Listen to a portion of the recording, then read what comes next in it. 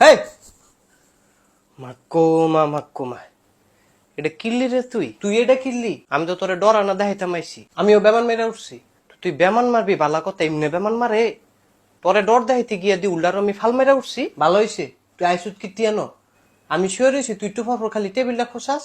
আমি কিরছি তোরে না কিছু করস নাই, ঠিক আছে তো তুই খোসাটা মারলি কেন? আরে দিছি কেরে এটা কেমনে কইতা না, তোর কোন লাগবো? তুই কেল লেগা খোসাটা মারলি? আরে যেটা গেছে গা এটা লয়ে ফাড়াফাড়ি করলে লাভ হইব?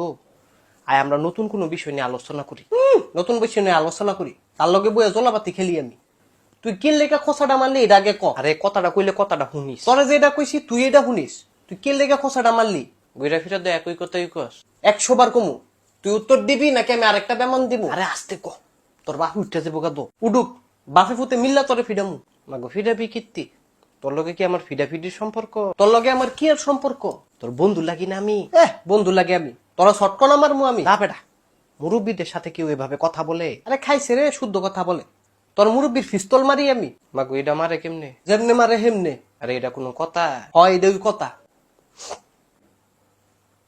তুই বেটা সামান্য একটা জিনিস লয়ে আমার এতটি কথা শুনাইলি, আমি কি এমন ক্ষতিটা কইরা লাইছি? টেবিলটা 2টা খোঁচাই তো মারছি, বেশি কিছু তো করি নাই।